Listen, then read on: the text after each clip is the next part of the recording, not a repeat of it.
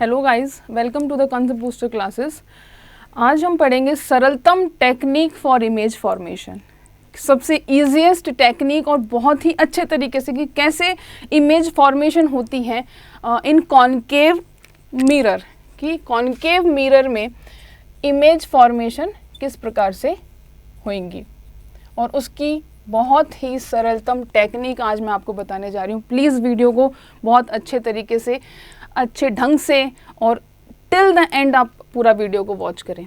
तो सबसे पहले हमने कुछ कॉन्सेप्ट जो थे फिजिक्स के रिलेटेड टू द ऑप्टिक्स, जैसे कि laws of reflection, laws of refraction as well as reflection and refraction, हमने अपने पहले वाले टॉपिक में हम ऑलरेडी देख चुके हैं। तो रिफ्लेक्शन क्या होगा कि भाई एक रे ऑफ लाइट फॉल होगी किसी भी प्लेन मिरर या फिर रफ सरफेस पे, तो वो रिफ्लेक्ट होके सेम उसी मीडियम में वापस आ जाएगी with certain directions, and in that case laws of reflection क्या हो जाएगा कि angle I is equal to angle R is equal. ठीक है, रिफ्रैक्शन के बारे में पढ़ा था कि जब एक रे किसी भी मीडियम से आती है और वो फॉल होती है दूसरे मीडियम में एंटर करती है, तो या तो वो नॉर्मल की तरफ बेंड करेगी या away from the normal bend करेगी, तो दैट इज़ रिफ्रैक्शन। अब उसी तरीके से मिरर कि दो प्रकार के मिरर होते हैं, जैसे concave mirror and convex mirror. कि कॉनकेव मिरर क्या होगा और कॉन्वेक्स मिरर क्या होगा, तो पहले मैं बता दूं कॉनकेव मिरर एक स्फीयर का ही एक पार्ट है। Suppose this is the sphere and इसी का ही एक पार्ट जो है वो कॉनकेव मिरर आता है, ये वाला जिसका बल्जिंग पोर्शन जो है वो यहाँ पे है, और this is the polishing surface of this sphere. तो ये वाला जो मिरर होगा, यानी कि ये वाला this mirror is known as concave mirror. Okay, now center of curvature इस मिरर का center of this sphere is this। तो यहाँ से अगर जो रे जाती है तो इसको बोला जाता है प्रिंसिपल एक्सिस। ठीक है, तो यहाँ से और इस half of this mirror is called as the pole, इसको पोल बोला गया। This is centre of curvature, ये पोल हो गया, और सेंटर ऑफ कर्वेचर से आधी हाफ यानी कि फोकस, यानी कि आप बात करें तो ये तो हो जाता है रेडियस यहाँ से लेके यहाँ तक, तो radius is equal to just double यानी कि 2f। तो ये हो गया फोकस इस मिरर का, ये हो गया फोकस, ये हो गया सेंटर ऑफ कर्वेचर और ये हो गया पोल। तो this is called as the concave mirror.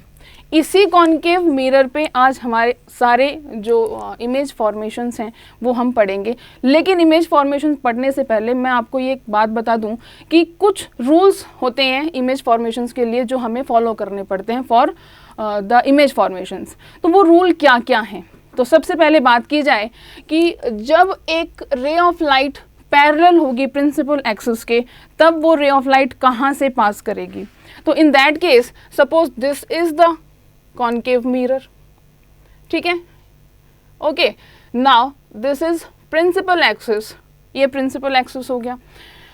If a ray of light parallel, इसके पैरेलल अगर कोई भी रे ऑफ लाइट्स पास होती हैं या फिर जाती हैं, तो ये जितनी भी लाइट्स हैं ये एक पॉइंट से होके गुजरेंगी और उस पॉइंट को बोला जाता है फोकस।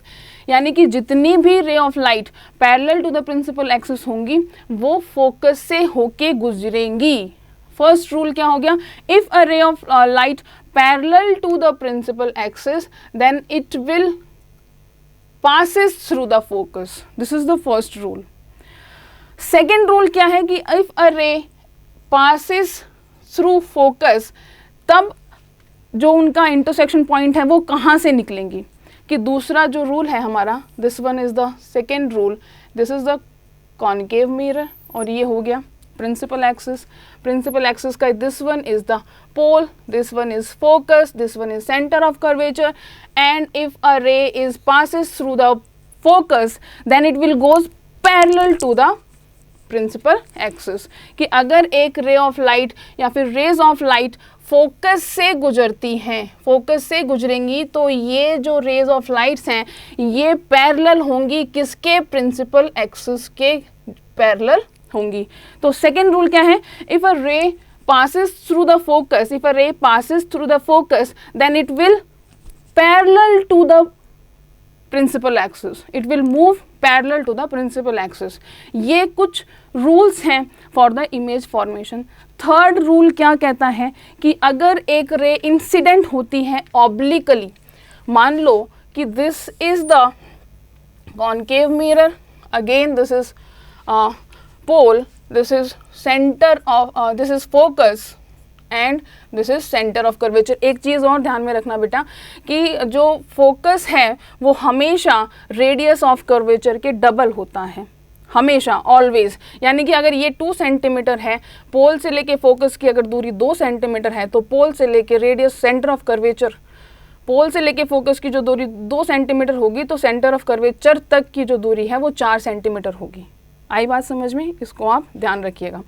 तो तीसरा रूल क्या कहता है, if a ray incident obliquely to the focus, अगर यहाँ पे ऑब्लिकली ये फॉल होती है रे, तो अगेन उसी मीडियम में दूसरी जो रे ऑफ लाइट है वो भी क्या होगी, ऑब्लिकली ही निकलेगी। यानी कि ये अगर इंसिडेंट रे इस पोल पे फोकस करती है ऑब्लिकली, देन अगेन उसी मीडियम में वो रे ऑफ लाइट भी ऑब्लिकली ही निकलेगी। यानी कि ये जो रूल है ये क्या कहता है कि angle I is equal to angle r, यानी कि angle of incidence is always equal to the angle of the reflection. आई बात समझ में? This is the third rule. Now fourth rule states that if a ray of light passes through the center of curvature, then what happen? तब क्या होगा? तो अगर ray of light center of curvature से जाती है, तब वो सेंटर ऑफ कर्वेचर से ही अपने पाथ को डेविएट कर लेती है, वापस उसी पाथ में वो वापस मूव हो जाती है। यानी कि दिस इज फोकस, ये सेंटर ऑफ कर्वेचर, और ये हो गया पोल। तो अगर एक रे of light centre of curvature से आई, तो this one is the centre of curvature. If a ray is passes through the center of curvature, after reflecting on the mirror, it will go back into the same path, उसी path में वो क्या हो जाएगी, वापस चली जाएगी। तो these are the 4 rules for the image formation. अब हम हमारा जो नेक्स्ट पार्ट है कि इमेज फॉर्मेशन कैसे होगा, उसका मैं बहुत ही सरल तरीके से, सरलतम एकदम, आज मैं मेरे टॉपिक का नाम भी क्या है, सरलतम, मतलब कि ईजीएस्ट वे जो आप कभी अपनी लाइफ में नहीं भूलेंगे। तो नाउ नेक्स्ट पार्ट जो है हमारा इसका कि इमेज फॉर्मेशन कैसे होंगी इन द कॉनकेव मिरर।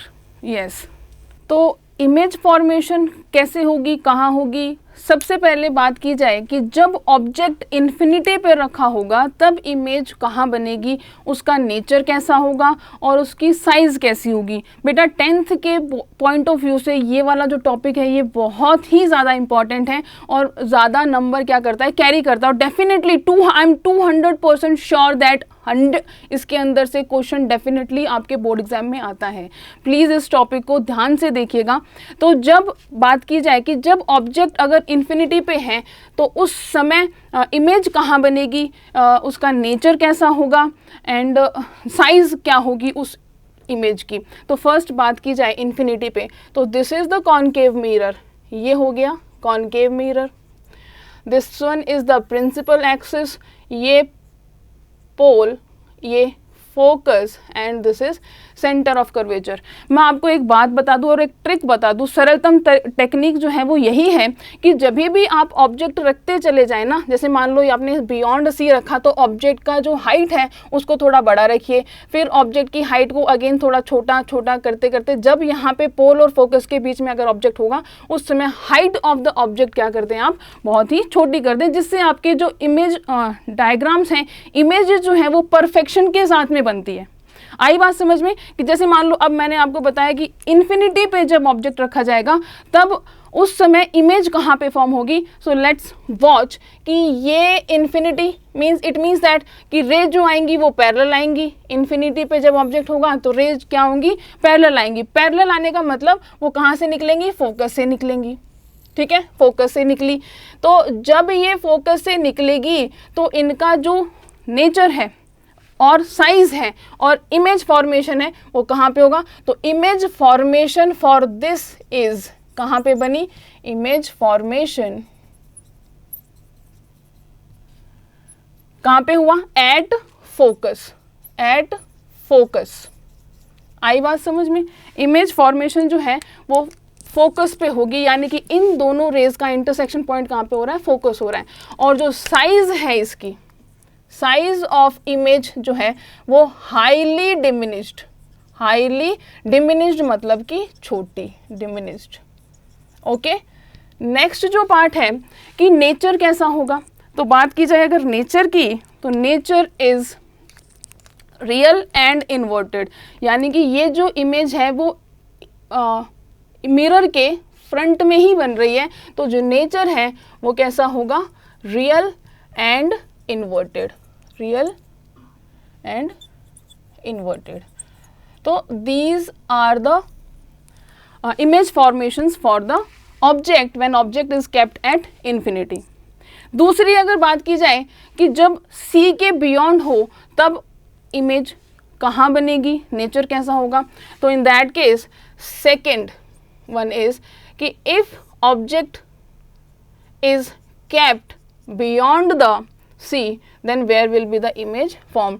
तो ये हो गया concave mirror pole, this one is focus, this one is center of curvature. Now when object is placed, कहाँ पे रखा है? Beyond C। तो मैंने बताया था कि थोड़ा, अब जैसे मान लो हमने ऑब्जेक्ट ये लिया है और कर्वेचर जो है आपका इसमें ज़्यादा मुड़ा हुआ नहीं होना चाहिए, एकदम प्लेन कर्वेचर होना चाहिए, ठीक है।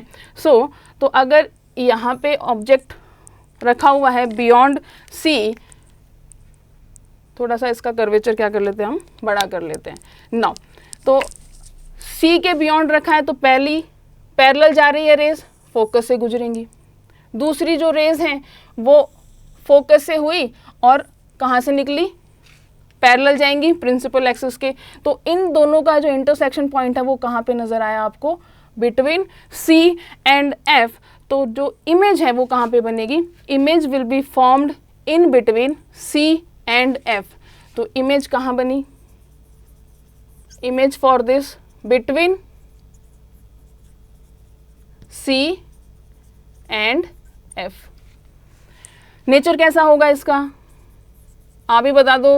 Real and inverted. नेचर आपको समझ में भी आ रहा होगा, इन्वर्टेड है, उल्टी है, तो नेचर कैसा होगा इसका? Real and inverted. नेक्स्ट अगर बात की जाए साइज की, तो साइज इसका कैसा होगा? साइज इस वाली, जब ऑब्जेक्ट बड़ा है तो इसकी इमेज की जो साइज है वो क्या होगी? दैट इज स्मॉल, यानी कि आप यहाँ पे कर सकते हो डिमिनिश्ड। डिमिनिश्ड मतलब स्मॉल इन साइज। अब बात की जाए थर्ड की, when object is at centre of curvature, तब इमेज कहाँ बनेगी? नेचर कैसा? यही सरलतम टेक्निक है। अब यहाँ पे हमने क्या किया, इसको ऑब्जेक्ट का साइज थोड़ा सा बड़ा था। अब जब हम थर्ड इमेज बनाएंगे तो थर्ड इमेज के लिए हम क्या करेंगे? ऑब्जेक्ट के साइज को क्या कर देंगे? स्मॉल कर देंगे, थोड़ा सा स्मॉल कर देंगे। तो दिस इज कॉन्केव मिरर, ये हो गया पोल, ये हो गया focus, this one is centre of curvature. Now object is placed at centre of curvature. जो पहले वाले ऑब्जेक्ट से थोड़ी सी इसकी साइज जो है हम छोटी कर देंगे। नाउ अगर पैरेलल जाती हैं रेज तो कहाँ से निकलेंगी? फोकस से निकलेंगी, जो हम ऑलरेडी अपने रूल्स में पढ़ चुके हैं। और अगर फोकस से जा रही हैं तो कहाँ से निकलेगी? पैरेलल जाएगी, ठीक है। It will move parallel to the principal axis and ये जो रे होगी ये कहाँ बनेगी? This will form at the C। यहाँ पे जो इमेज फॉर्मेशन है वो कहाँ पे होगा? It will at the C, यानी कि इमेज जो है for the object when object is at C, image भी कहाँ बनेगी? एट C, यानी कि सेंटर ऑफ कर्वेचर पे। जो साइज है इसका वो same as object size, same as object size के बराबर इसकी इमेज बनेगी। और नेचर इसका कैसा नज़र आ रहा है आपको? नेचर जो है वो real and inverted, real and inverted. तो these are the three ray diagrams for the image formations. Okay, yes, तीन इमेजेस के बारे में तो हम लोग ऑलरेडी पढ़ चुके हैं। नाउ कौन कौन सी? At infinity, beyond C and at C. Now अब ऑब्जेक्ट कहाँ पे रखा हुआ है, बिटवीन सी एंड एफ। जब सी और एफ के बीच में ऑब्जेक्ट प्लेस्ड होगा तब इमेज कहाँ बनेगी, तो अगेन यहाँ से क्या हुई, पैरेलल गई, फोकस से निकली, अगेन फोकस से निकलेगी, it will goes parallel to the principal axis. Now image formation कहाँ होगा, आप लोगों को खुद को ही नज़र आ रहा होगा कि कहाँ पे नज़र आ रहा है, बियॉन्ड सी। तो यहाँ पे इमेज फॉर्मेशन कहाँ है, बियॉन्ड सी। नेचर कैसा नज़र आ रहा है आपको यहाँ पे, नेचर जो है इस इमेज का रियल एंड इन्वर्टेड। ओके, ये आप इजीली कर सकते हो, रियल एंड इन्वर्टेड। साइज जो होगी इसकी, मैंने आपको पहले ही बता दिया था कि जैसे जैसे हम ऑब्जेक्ट को पास में लेते आएंगे मिरर के, तो साइज जो है ऑब्जेक्ट की वो तो हम छोटी करते चले जाएंगे, और जो अपने आप इमेज जो है वो अपने आप क्या होती चली जाएंगी, बड़ी होती चले जाएंगे। दिस इज़ अ ट्रिक, ठीक है, ये आपको हर कहीं नहीं मिलेगी। और देखो ये कॉन्सेप्ट को करने में हमें मिनिमम एक दिन 40 मिनट्स, मोर देन 40 मिनट्स लगते हैं। तो यहाँ पे मैंने आपको ट्रिकी तरीके से एकदम इसको विदिन 10 to 15 मिनट्स के अंदर मैं आपको ये कंप्लीट करवा दूंगी। साइज़ कैसा होगा इसका, साइज़ जो है that will be large, large size होगा। फोर्थ जो इमेज है, फिफ्थ वन जो इमेज होगी वो होगी हमारी एट फोकस पे, कि फोकस पे अगर अब ऑब्जेक्ट को रखा जाता है तो इमेज कहाँ फॉर्म होगी, तो this is the centre of focus, centre of curvature. Now object is placed here, parallel जाएगी रे, तो it will go through the focus and centre of curvature से, या फिर ऑब्लिक कोई भी रे जाती है, तो ऑब्लिक अगर रे जाती है तो ये ऑब्लिकली उसी मीडियम में वापस से आ जाएगी। It means that these two rays are parallel to each other, ये दोनों रेज क्या हैं, पैरेलल हैं। तो इमेज कहाँ फॉर्मेशन होगी, इमेज फॉर्मेशन जो होगी वो इसी मीडियम में होगी, लेकिन we don't know about where the image is exactly formed। तो इमेज जो होगी हम यहाँ पे लिख सकते हैं, image will be formed at infinity, infinity पे इमेज फॉर्म हुई। साइज जो होगा इसका, साइज जो होगा highly enlarge, highly enlarge, okay. And जो नेचर होगा वो इसी मीडियम में इमेज फॉर्मेशन हो रही है, तो नेचर कैसा होगा इसका, नेचर भी जो है वो रियल एंड इन्वर्टेड ही होगा, real and inverted. Now next जो हमारी लास्ट रे बनती है बिटवीन पोल एंड फोकस, तो यहाँ पे मैं आपको बना के बता दूँ sixth image, that is sixth one. तो ये कहाँ बनेगी, कैसे बनेगी, नेचर कैसा होगा एंड ऑल दैट। तो this one is the again concave mirror, and ये प्रिंसिपल एक्सिस हो गया, ये पोल हो गया, ये फोकस हो गया, ये सेंटर ऑफ कर्वेचर हो गया। ऑब्जेक्ट कहाँ पे रखा है, object is placed at here, pole and focus के बीच में। अब इसकी साइज़ देखो एकदम छोटी होगी, हमने स्टार्टिंग में बड़े साइज से लेके चले थे। नाउ पोल पैरेलल जाएगी तो कहाँ से निकलेगी, फोकस से, ठीक है। सेंटर ऑफ कर्वेचर से अगर रे पास होती है तो सेंटर ऑफ कर्वेचर से ही क्या हो जाएगी, वापस उसी पाथ में क्या हो जाएगी, रे आ जाएगी। नाउ तो इसकी जो इमेजिनरी इमेज है, यानी कि इसकी जो इमेजिनरी इमेज है वो लगभग इनका इंटरसेक्शन पॉइंट जो है वो हमें बियॉन्ड द मिरर नज़र आता है। आई बात समझ में, इनका जो इंटरसेक्शन पॉइंट होगा वो बियॉन्ड द मिरर नज़र आएगा। तो नेचर जो होगा और साइज जो होगी, इमेज फॉर्मेशन जो होगा वो कहाँ होगा, तो image will be formed beyond the mirror, beyond the mirror. And nature कैसा होगा इसका, नेचर इज, देखो ये जो है प्रिंसिपल एक्सिस के अबव बन रही है, तो नेचर कैसा होगा, अबव बन रही है, इन्वर्टेड तो नज़र आ नहीं रही है, इन्वर्टेड नज़र नहीं आ रही है तो कैसी आ रही है, एकदम इरेक्ट खड़ी है, यानी कि एकदम क्या बोलते हैं इसको, परपेंडिकुलर है प्रिंसिपल एक्सिस के। तो इसका जो नेचर है वो कैसा हो जाएगा, वर्चुअल एंड इरेक्ट। आई बात समझ में, वर्चुअल एंड इरेक्ट जो होगा इसका नेचर होगा। साइज जो है, साइज बेटा इसकी साइज जो होगी वो हाईली एनलार्ज, यहाँ पे जो साइज होगा that is highly enlarge, enlarge. तो these are the image formations when object is kept at different places. और इससे ज़्यादा सरलतम टेक्निक आपको कहीं नहीं मिल सकती है। कहीं भी जाओगे, कहीं भी फाइंड करोगे, 10 to 15 मिनट्स के अंदर आपको ये इमेज फॉर्मेशंस आपको कहीं नहीं मिलेंगे।